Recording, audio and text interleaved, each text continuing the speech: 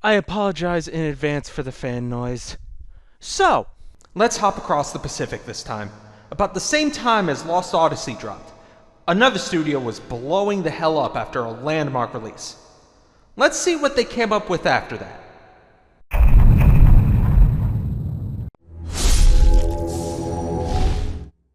I'm probably supposed to have a lengthy introduction to what this game is, why I'm playing it, and who's behind it, but this is a request by a fun person who has my Discord and watches these videos, so screw it.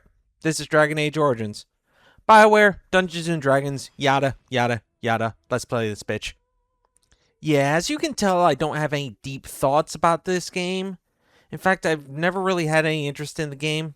I've heard it's good, and RPGs are right up my alley, but just meh. I played a little bit of it, at least got past the intro, but this is mostly a fresh playthrough for me, so here goes everything. Now, let's just get one thing out of the way. When I start going through lore, I'll be explaining it as I understand it, not as how it perfectly exists in the continuity. So if I get something wrong because I missed one piece of obscure lore, or, God forbid, didn't read up on the newer games because I didn't feel like doing goddamn homework, bitch about it in the comments, and if it's egregious enough, I'll make an errata video.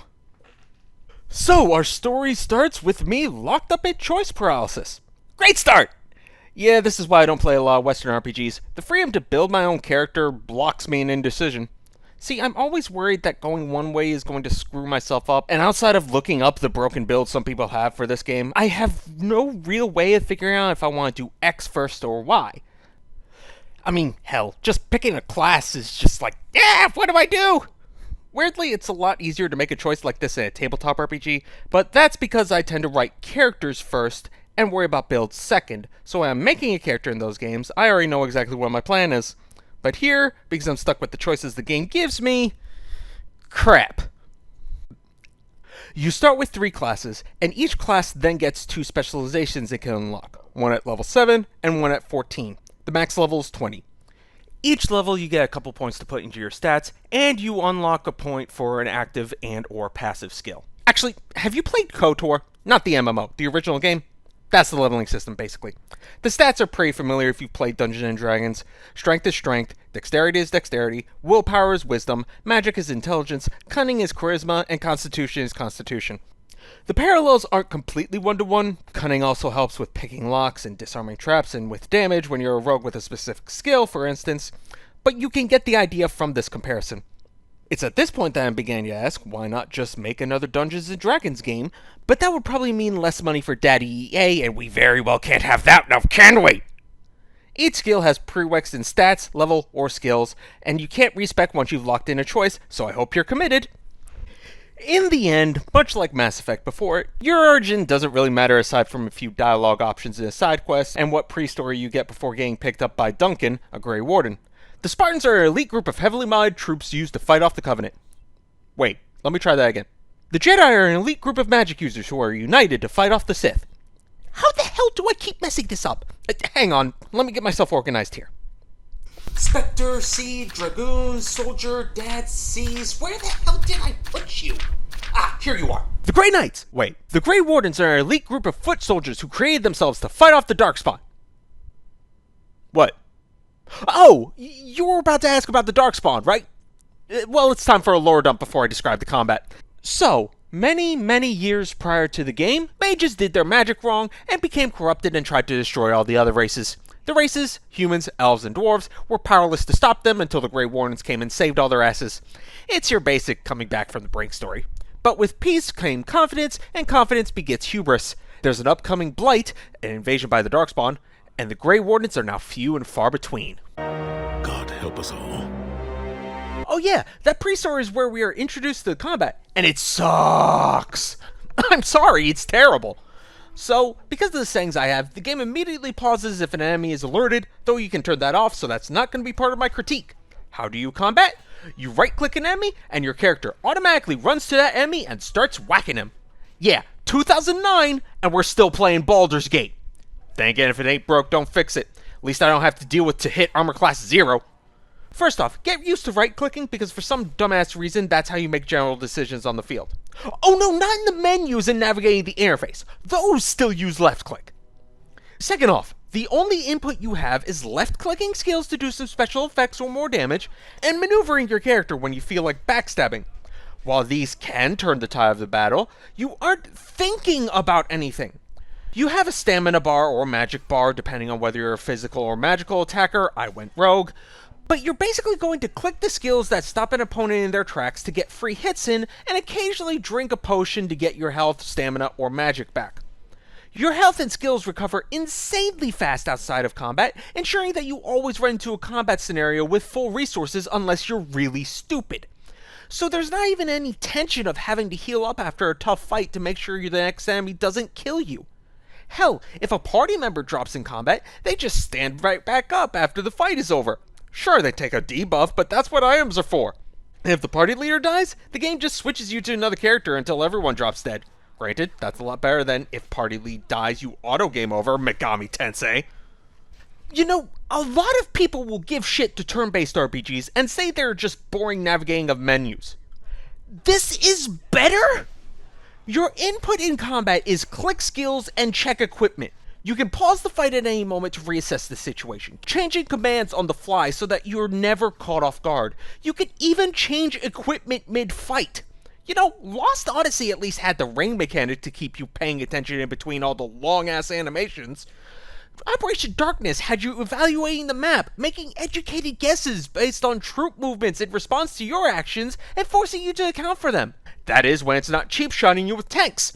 Hell, this combat is reminiscent of Final Fantasy XIV, but that's an insult to 14 because at least that game requires movement around area of effect.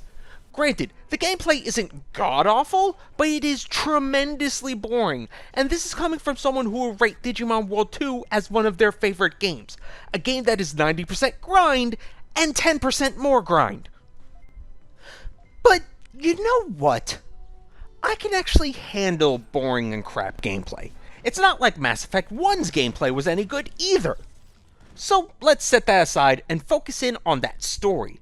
I mean, it's a BioWare game. It's gotta be good, right? Yeah, I'm writing this paragraph not knowing what I'm about to get into, so this next line is me writing what I expect from BioWare, knowing their history with story writing. The ending is gonna be some bullshit. See, if you've played a few BioWare games, you'll begin to notice a pattern. They are stellar character writers, but don't know how to end a goddamn story. Not in the keep making too many sequels way, but in the this ending sucks and undermines everything we did to get here way. KOTOR, Jade Empire, Mass Effect 3, and those are just from my personal experience. Anyway, after your pre-story, Duncan takes you to the campsite of the Standing Force against the Darkspawn, and you are given a quest by Duncan to help with the joining, the ritual that inducts the recruits into the Grey Wardens. You are to head out to the Kokari Woods, do not mess with the ghost, get a few vials of Darkspawn blood, and recover some scrolls. Those scrolls lead us to Morrigan and her mother, who will never be seen again until you see her again after... I'm getting ahead of myself. You get the stuff, you go back to Duncan, and you proceed with the joining ritual to become a Grey Warden. The ritual is... brutal, to say the least.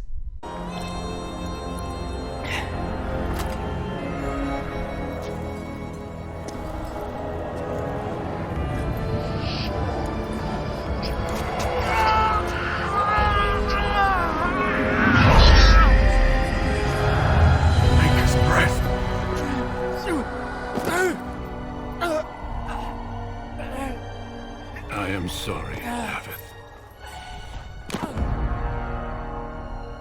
Step forward, Jory. But I have a wife, a child. Had I known... There is no turning back. No, you ask too much. There is no glory in this.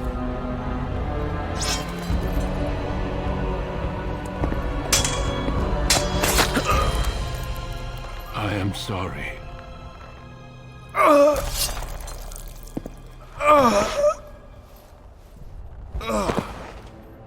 But the joining is not yet complete.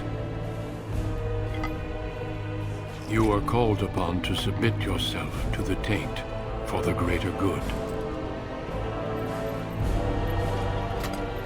From this moment forth, you are a Grey Warden.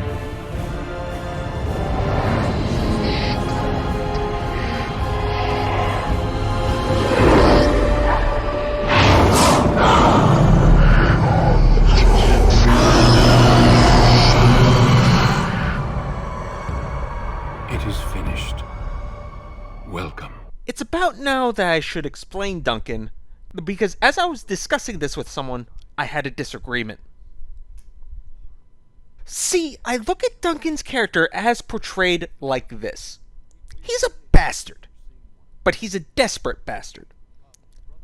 He is, in my mind, a weird form of lawful neutral. His only goal is to end the Darkspawn threat, and he will do it by whatever means are available to him, gleefully abusing whatever systems he can to get recruits. In the human noble origin, he gets permission while your father is on his dying breath, the enemy literally at the gates to come kill them all. In the city elf origin, he grabs you because your choices are either go with him or face death for killing a royal heir. The Dalish elf origin has your life hanging in the balance, with the ritual being the only cure for Darkspawn corruption that he knows. Each time, he is looking for a recruit to join the Grey Wardens, and he leverages any situation he finds himself in to get the exact person he wants. Hell, if you try to refuse, he'll just invoke the Ray of Conscription, which literally gives you no choice in the matter. Your ass has become a Grey Warden whether you like it or not. This sounds like the classic definition of a chaotic character, but he clearly has order in his actions. He's not breaking laws, just bending them if it's necessary. As well, he follows the Grey Warden code to a T, and by definition, a lawful character has some kind of code that they follow. To him, the Blight is all but a certainty at this point, and he needs to do whatever it takes to stop it. This is a classic character concept. Do objectionable things for the greater good. The quote you're looking for is, "I did what I had to do." It's moments like this that show that BioWare really are good character writers. If anyone else took this character, they'd probably just invoke the Ray of Conscription right from the get-go.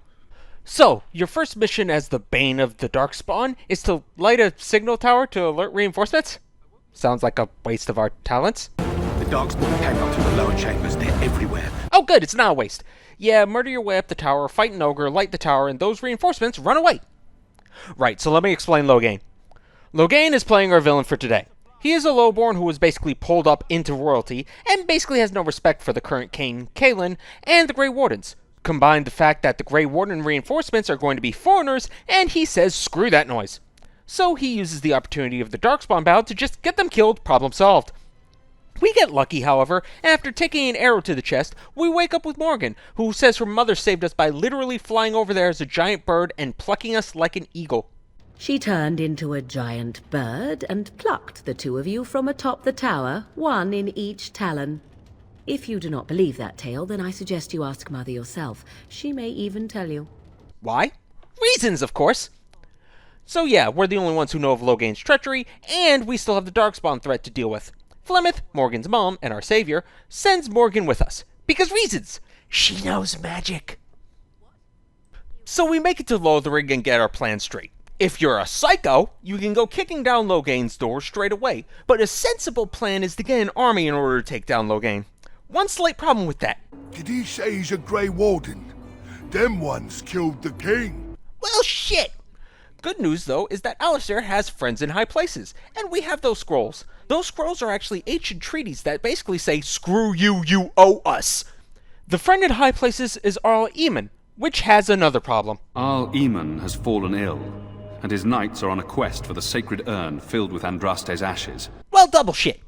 Also, there are 2 party members that you can grab here, and they are permanently missable. Anyway, this is basically the point where the game dumps you into the setting and says, alright mofo, you're on your own. And this is going to have a tangible problem, not with the game, but with the writing of this script.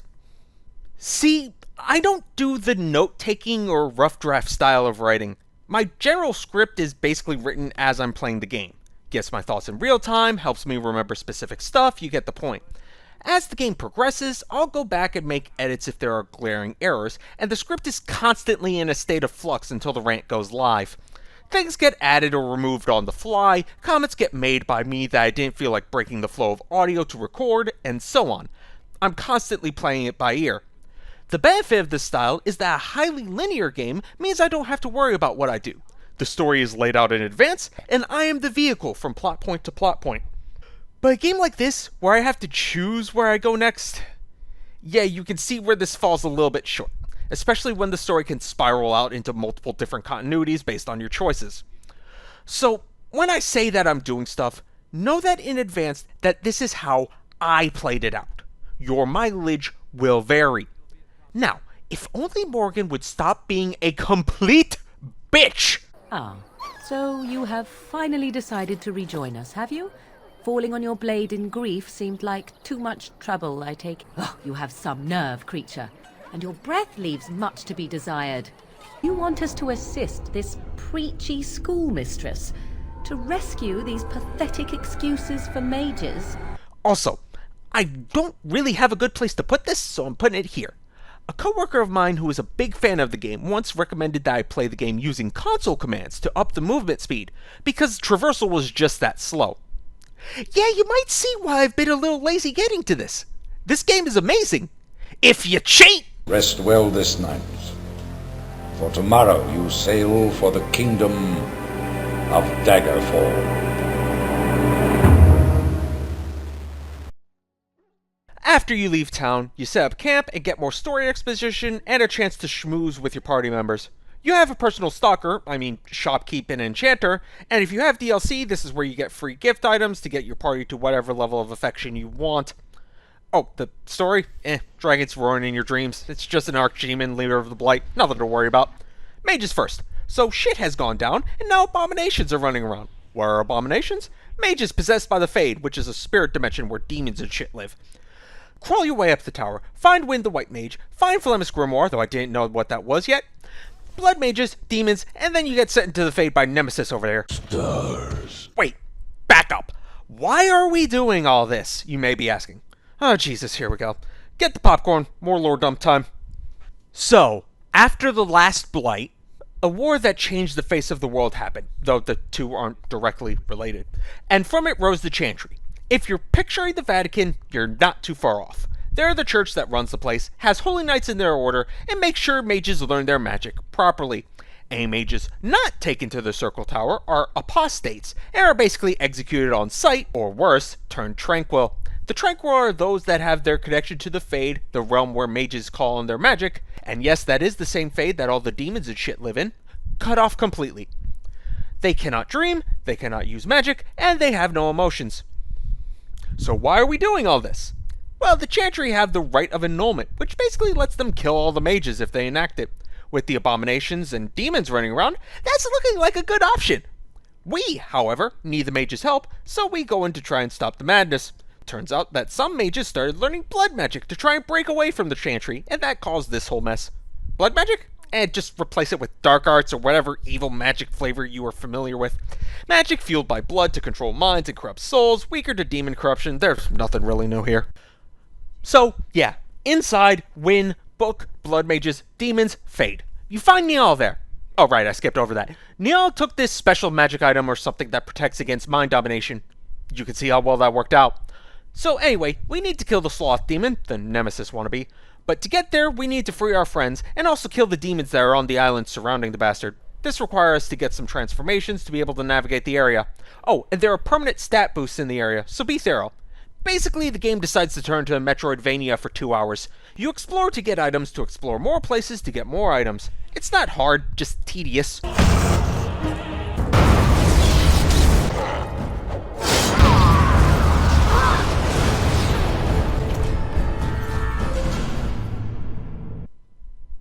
Okay, maybe it's a little hard, but Now's better than later.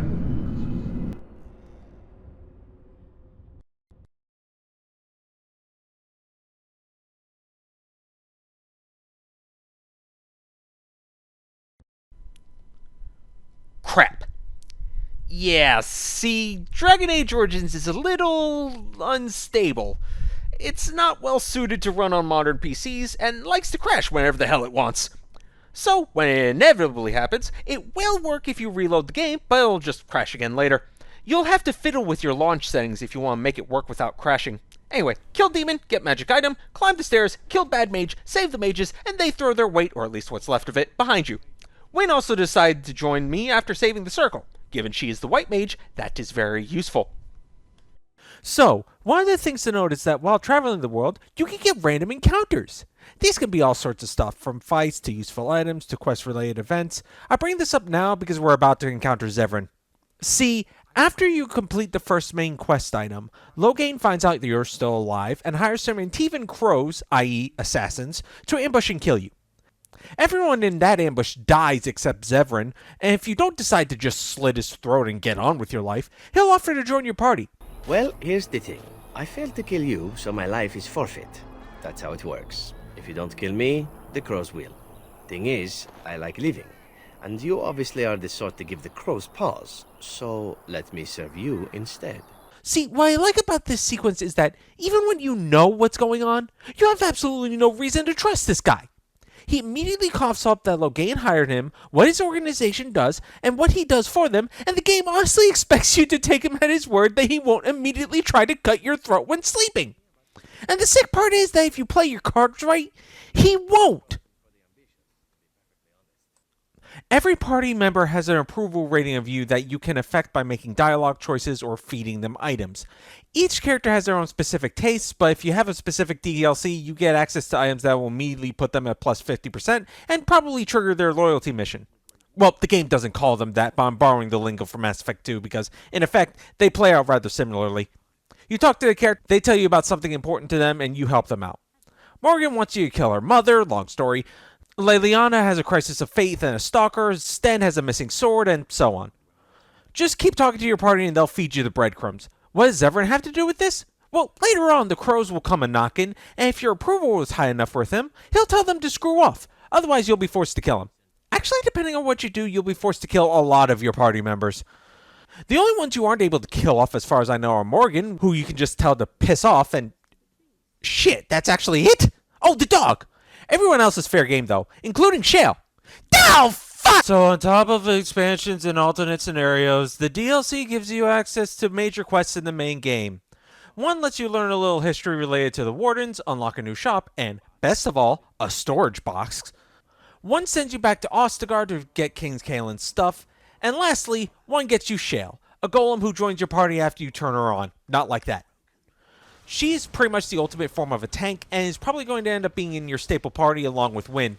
Hey, it's not my fault Wynn is best mage. She starts with healing magic, so Morgan's at a disadvantage here.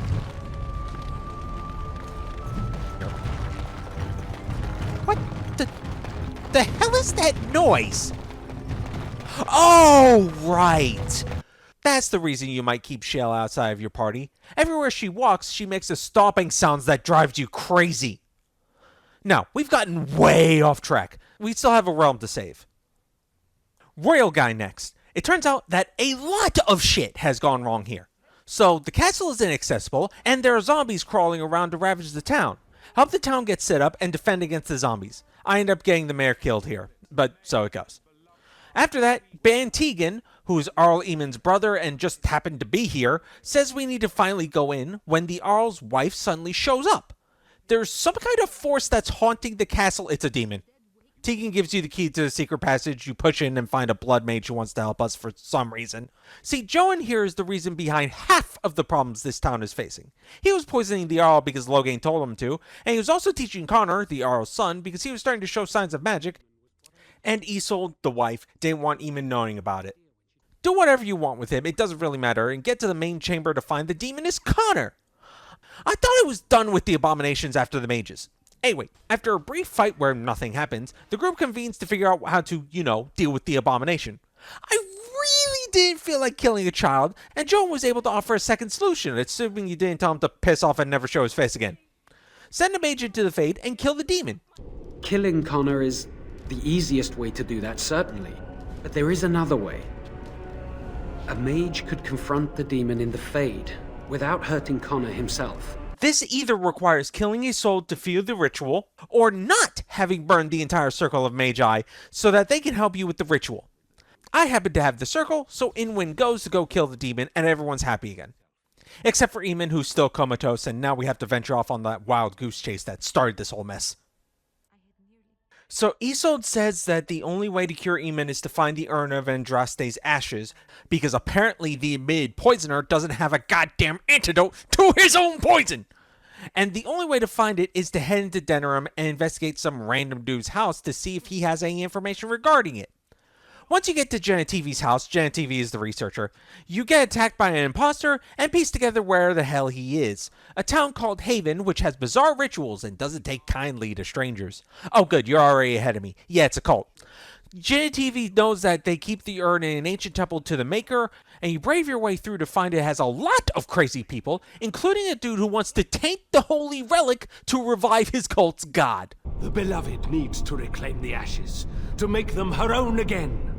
All it would take is a drop of her blood. Blood carries power, strength, knowledge. Through it, all the power that is held in the ashes will be returned to Our Lady. This is actually how you get a subclass, but if you try it, Wynn, Leliana, and Alistair will fight your ass if they're in your party. Anyway, you move on, ignore the dragon lest it murder your ass, and find this dude here guarding the gates. He decides to play psychologist on your party. Before you go, there is something I must ask. You abandoned your father and mother, leaving them in the hands of Rendon Howe, knowing he would show no mercy.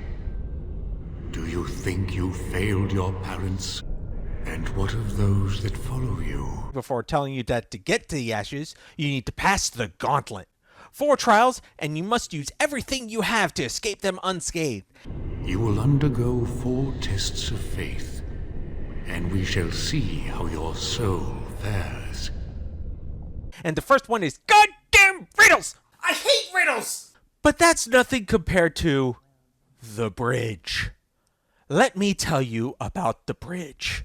Oh, the joys I had with the goddamn bridge. So, the problem with the bridge is that in order for any individual piece to actually be walked on, 2 buttons must be pushed. There are 12 buttons, and 3 characters that can push buttons because the 4th has to cross. There is no combination that just gets you across, so you're standing on these blocks that can literally drop out from under you if you move the wrong character. Thankfully, it's not an instant kill, so you can just try again, but trying to get the right combo is just a pain in the ass. You're constantly guessing and checking, trying desperately to remember which buttons hold up which platform, only to screw up and have to start from the top. Assuming you manage to not defenestrate your gaming hardware of choice, you get to the urn, get the ashes, and get back to Eamon to explain all the crap that has happened. He decides to call a landsmeet of the various royals to try and push Alistair on the throne, much to his dismay. Tegan and I have a claim through marriage, but we would seem opportunists no better than Logain. Alistair's claim is by blood. And what about me? Does anyone care what I want? Right, forgot to mention that. Alistair is doing more than just being your Grey Warden buddy. See, he's a bastard. Not Duncan bastard, the out-of-wedlock bastard. I'm a bastard. My mother was a serving girl at Redcliffe Castle, and she died when I was born. Our Lehman took me in and raised me before I was sent to the Chantry. It turns out that he's the son of Merrick, who was Kaelin's father, and he's technically a royal heir. That explains why Eamon took him in. He is his nephew, after all. As such, by pushing him for the throne, they actually have a blood heir rather than someone who's trying to push for it via circumstances like marriage. Alistair is the first to object to this, but we really don't have much of a choice, Alistair. But that'll be in time. Eamon needs to get his forces together in case Logain decides to, not just accept that he isn't the goddamn king. But this gives us more time to prepare a force for the Darkspawn, because while Logain doesn't think this is a true blight, everyone else does. Wait, I just realized. Where's the music? I like to think of myself as educated in the ways of music. I played clarinet back in the day, and am attempting to learn guitar. So I do try to spotlight the music when I get the chance, and the game hasn't given it to me? See, the problem is there's no real point where the game forces you to listen to it. It's not like I've muted the music either. It's maxed out. It's a shame because the game actually has a legitimately great score. The compositions are done by Enon Zur, and it's a shame because he's actually really good, but the game basically never highlights his work because it's playing while too much shit is happening. For example, this is the theme that plays for the Human Noble Origin.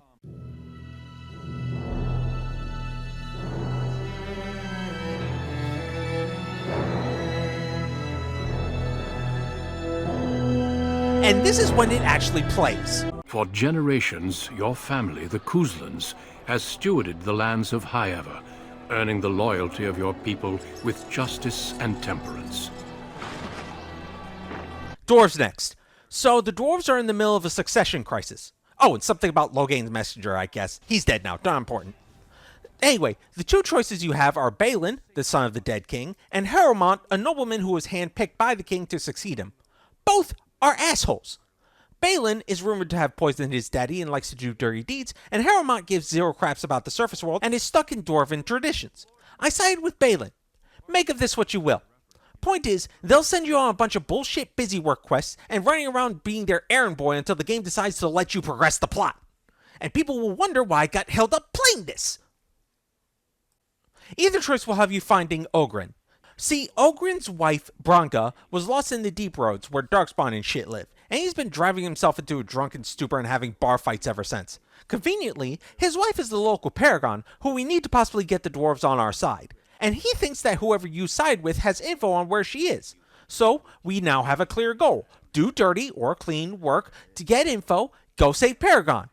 When you get to that point, Oghren joins your party, and you go along to find the Anvil of the Void, which makes golems. This is the point where I warn you that if you bring Shale and pick the wrong choice, she will fight your ass when you get here, so be wary. Follow Branka's trail, mind the giant freaking spiders and Archdemon, learn some more about the Darkspawn, and eventually you'll find this scene before you. Branka has gone mad and has done such wonderful things as turn her house members into shock troopers and Darkspawn spawners to brute force her way to the Anvil. She is absolutely obsessed with the Anvil and doesn't care a whit about anything else. Yeah, I don't think I need to tell you that when Caradin, who was guarding the Anvil, told us what the price is for the Anvil, the lives of dwarves, that I immediately said, screw Ogren's approval, I'll fix it with gifts later, and killed the bitch. Even Caradin says himself that at first it was just volunteers, but then criminals, castless, and even political enemies were next. No, leaving this thing around is way, way too dangerous. Whatever you choose, you get a crown for the new king made on the Anvil of the Void, which is hilarious seeing Caradin making it, because he literally just said he can't touch the Anvil. And I have sought a way to destroy the Anvil.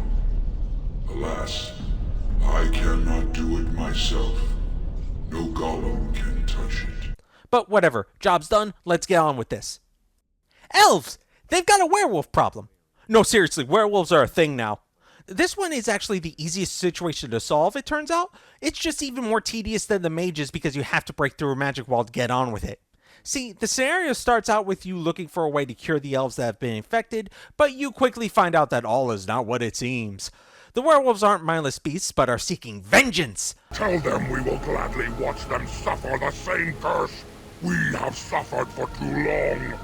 We will watch them pay. Yeah, okay, this one's the easiest to understand and the most awful of the situations. And that should really say something considering one of my options is murdering a small child. Content warning goes here, the R word. So a bunch of asshole humans decide to murder the son and force themselves on the daughter of the elven leader, Zathrian, because the elves were moving into their territory. Zathrian responded to this by creating the werewolf curse out of the spirit of the forest.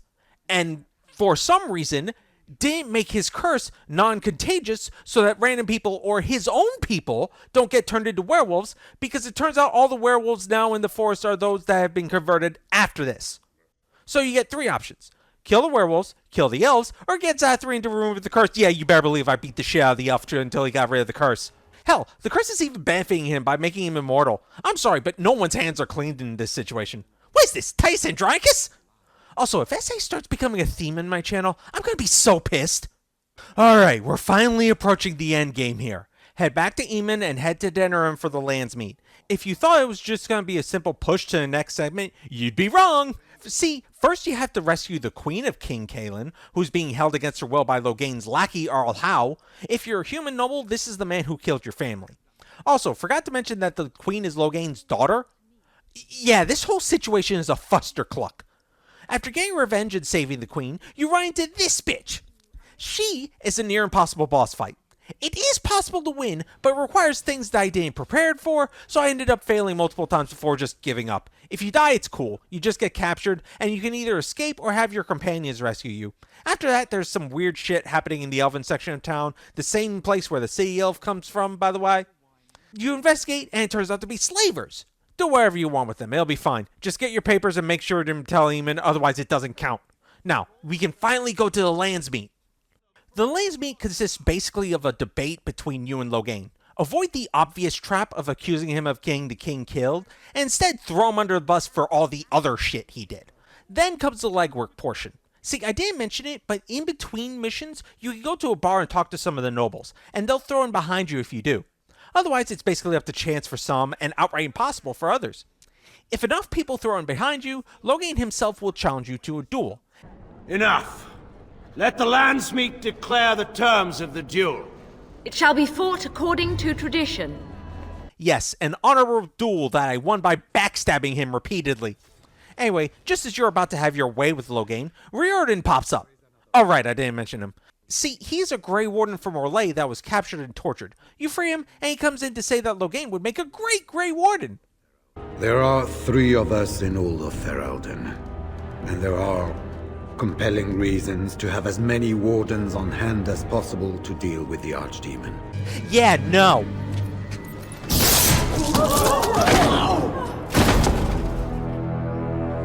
After that, you get to choose who rules. I opted to marry the 2 candidates together, let them sort it out. And then, it is time. The final battle is upon us. Our armies will march against the Blight and see it defeated. Motherfuck! So comes the point of no return. Woe betide all those who enter without preparation. So you go to Redcliffe, kill a few small fry, and then the guard is like, you need to meet with the Arl. Denerim is the target. Once you do that, you are locked into this endgame. A few things will happen before the final battle.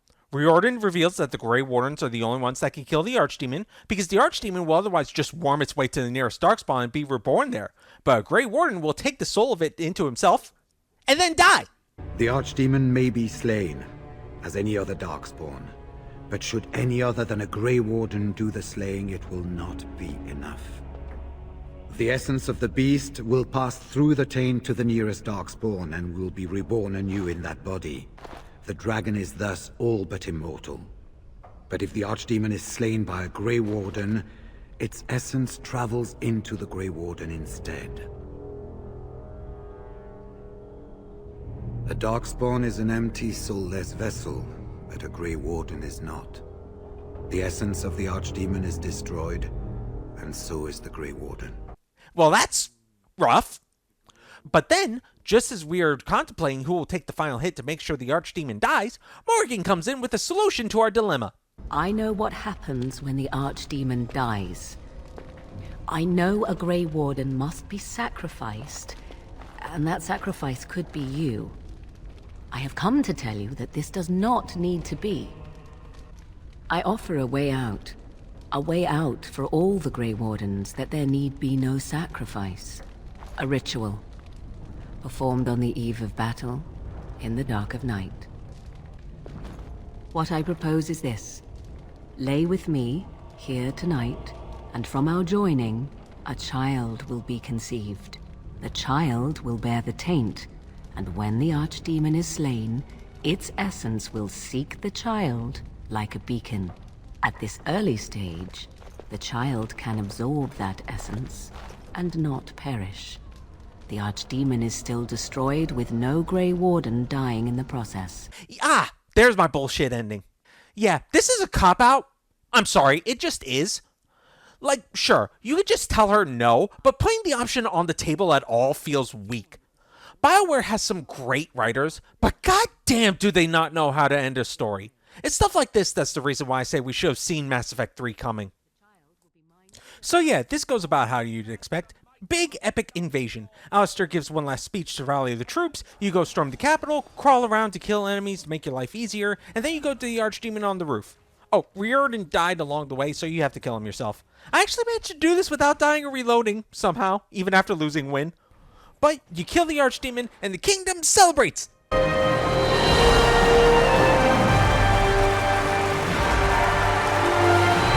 Grey Wardens stood redeemed, and a new age had begun. But at what cost?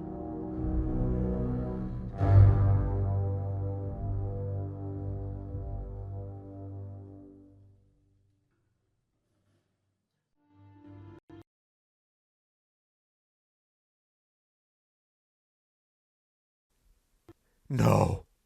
No, no, no, no, no, no, no! No, not like this! Oh, thank God it's done! It's over! Print it! I'm finished! I mean, What could there be possibly left to talk about? Okay. I suppose it's time I talk about it. So, one of the oft-touted features of BioWare games are the bevy of romance options the game has. Yeah, the grand story of betrayal and overcoming the impossible, those deep character stories and dialogue trees, the difficult choices you make in the name of saving the world. Yeah, screw all that noise. Who wants to shag an elf? Who the fuck said yes? In this game, you have 3 options per gender, 2 of which are available no matter what. There's Alistair, Morgan, Leliana, and Zevran. Alistair is female only, Morgan is male only, with the other 2 always being available. In order to do this, you basically just need to agree with them a lot, making choices they like and otherwise being nice to them, or feed them the right items. Eventually, you'll come upon a unique dialogue tree that if you make the right option, they'll become your partner. Slightly better than Mass Effect 1's casual conversation means I'm DTF, but not by much. You're basically just meter watching, occasionally feeding them the right dialogue option to make sure they'll take their pants off for you. Of course, if you are male and pick the right option at the 11th hour, you will always get a fun time with Morgan due to the aforementioned ritual, and that has so much I'm not equipped to truly talk about, so I'm just gonna move on. Yeah, if you haven't figured it out yet, I'm not a fan of these romances. To put it simply, they're always terribly implemented. See, it never feels like you're slowly building a relationship, eventually finding mutual feelings for each other. Instead, you just pick whatever option makes them horny, and when you finally hit the right number, they'll confess their feelings for Senpai and then do a horizontal dance with you. At the best, it's shallow. In short, it sucks, and people need to stop with advertising like it's a good thing. Then again, I've been burned by a lot of these romance systems, so maybe I'm just biased. So, what do I think of Dragon Age Origins? It's fine. Really, it's fine. The gameplay is kind of boring, but that's nothing new for me there. The story is very well told, even if it's rather sprawling, so your mileage will vary. The biggest problem with the game is that I just do not care. That's the reason this took me so long. I don't care about this game, and I can actually tell you why. You don't have any influence. Hear me out. See, instead of a morality system, the devs went with a relationship system that is modified by your party members being around you when you make certain choices. But you aren't influencing your party. They are influencing you. For example, if you want to romance Morgan, you have to turn to a might makes right dickhead and side with her constantly. Ironically, by going with a more intricate and nuanced system, they lost any and all agency you have over your character. Compare this to Mass Effect, where not only do you decide who your character is, you can actually influence other characters with your decisions. Minor spoilers incoming. Garrus, in Mass Effect, depending on your decisions over the course of the game, will decide to either go back to Citadel security or join Spectre training. Sure, he ends up on Omega in Mass Effect 2, but he still tries a path, and it's directly because of your actions. You even get to see the slow change over time as he learns the kind of person you are.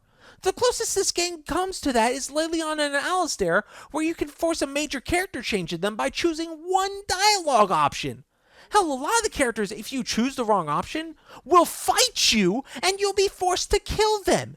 Even in Mass Effect, during the one time you have a confrontation with one of your party members, you have a chance to not kill them. You have no control over the development of your team. They control you. So, because of that, I just cannot bring myself to feel anything about this game, which is a more damning indictment than simply saying it's bad. I hated Digimon World Data Squad. Fuck this game! I don't care about Dragon Age Origins. I do know one thing, however. I finally beat it. And I only did that so none of you bastards could say to me, you didn't finish the game. You can see how well that worked out. You know, all this talk about BioWare is reminding me of another game. A game time forgot. A game that should have been bigger than it was until it just wasn't. A game whose story is nothing short of a tragedy.